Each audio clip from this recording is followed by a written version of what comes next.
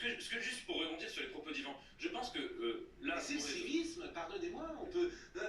tout le monde, par exemple, quand vous allez dans un club de vacances, j'ai toujours été frappé de ça. Il y a des Italiens, des Russes, des Allemands, des Français. Tout le monde ne se comporte pas de la même manière. Il y en a qui... les Américains sont plutôt disciplinés. Moi, j'ai toujours été frappé de ça.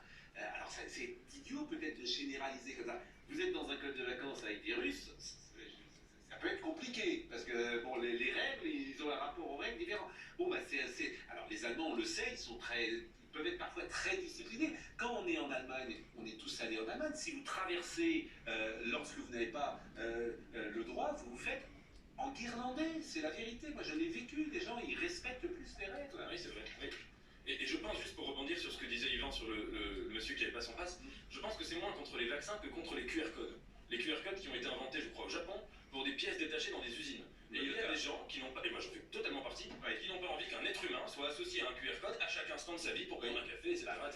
Et pour rebondir sur ce modèle chinois, rappelez-vous, je ne sais pas quand on allait en parler parce que j'aurais ramené les documents, vous avez 3 sénateurs. C'est en Chine, hein. Non, c'est en France. Vous avez 3 sénateurs, vous avez 3 sénateurs français qui se sont inspirés du modèle chinois pour faire une série de propositions permettant précisément le traçage et permettant le blocage des cartes bancaires, permettant l'assignation à résidence, etc. Alors, vous avez un QR code, je termine, quand vous avez un QR code, vous avez une sorte de laisse, parce que ce QR code peut être désactivé au bon gré, dans le fond, de l'autorité, c'est-à-dire qu'à un moment donné, vous avez un QR code qui peut ne pas marcher si vous avez des plus au pouvoir. Donc, mais Geoffrin ne voit rien de tout ça, naturellement, parce qu'il s'est toujours accommodé, en fait, d'une sorte de totalitarisme soft. Et il a juste dit, vous direz qu'il n'y a pas de menace, vous direz que tout ceci, c'est des fantasmes, et moi je dis qu'on a troqué les libertés individuelles au profit de libertés collectives. C'est déjà une sorte de petit communisme qui arrive. Est-ce qu'on peut répondre? Oui, mais si c'est toujours eux qui parlent, on peut jamais débattre. Non, d'accord. Vous, je peux vous couper, j'ai plus d'autorité sur vous que sur Yvan. Donc c'est vous qui prenez. On n'est pas quoi? En Chine. Non. Parlez. La parole est à monsieur J'ai Geoffroy. raison avec la Chine. C'est absurde. En Chine, il n'y a qu'un seul parti. Les gens sont en prison, les dissidents, on les met au trou. Les Ouïghours, ils sont quasiment victimes de génocide culturel. Enfin, cette comparaison n'a aucun sens. Premier point. Deuxième point.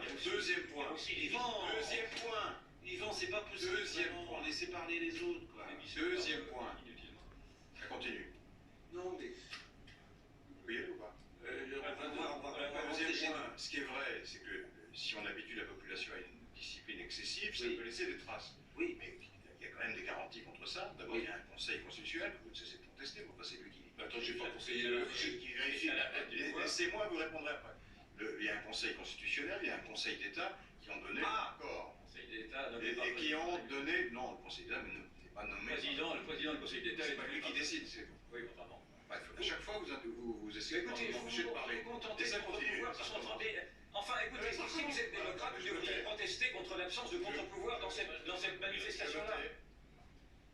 Bon, Je peux répondre là-dessus ou pas? Mais non, mais je ne sais pas quoi vous dire, Yvan, parce que je ne sais plus quoi dire. Mais non, mais Yvan, si vous... Je ne sais plus quoi vous dire. Est-ce qu'il a le droit de parler? Naturellement, il a... Bon, bah alors laissez-le parler. Je peux peut-être aussi... Mais vous avez parlé, vous avez donné votre avis, lui, il vous répond. Oui, c'est une réponse. Voilà.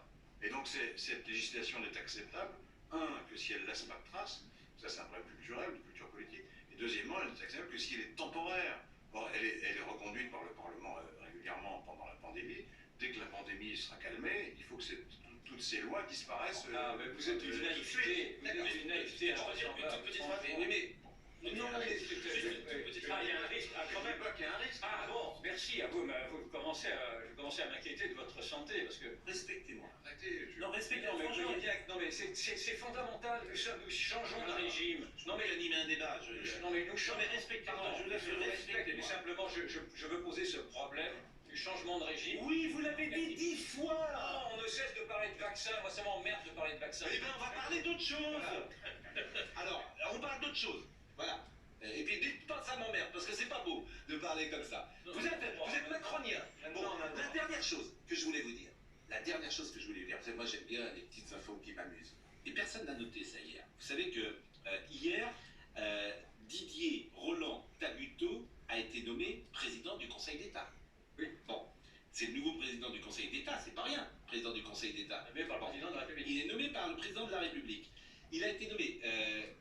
Il était jusqu'à présent président de la section sociale de l'institution, comment dire, comment Oui, et il est responsable de la chaire santé de l'Institut d'études politiques de Paris et co-directeur de l'Institut de droit et santé.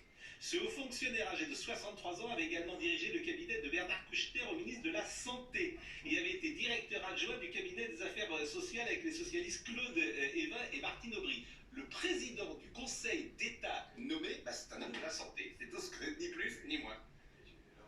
C'est vous, mais attendez, ni plus ni moins, moi, de vous en tirer les conclusions que vous voulez. On est rentré dans ce que j'ai appelé Je veux dire, peu d'État. vous, s'il avait été spécialiste de politique étrangère, on aurait dit, c'est un diplomate qui...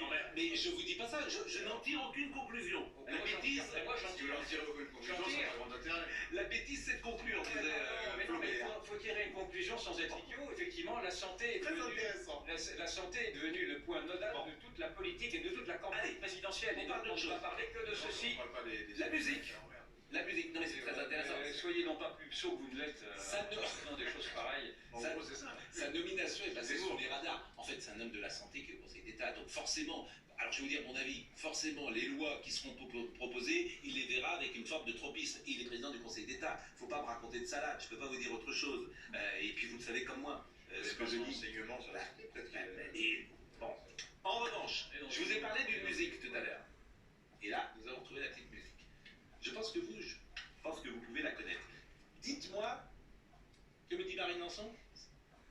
Ah, Nathan n'écoute pas de musique, dit Marine. Oui, c'est vrai, je suis resté muet, mais bon. Ok. Vous n'écoutez pas de musique? Non, j'écoute pas trop de musique. Ah bon? Oui, c'est des choses qui arrivent. Oui, mais effectivement, c'est assez rare. Donc écoutez cela et dites-moi qui chante.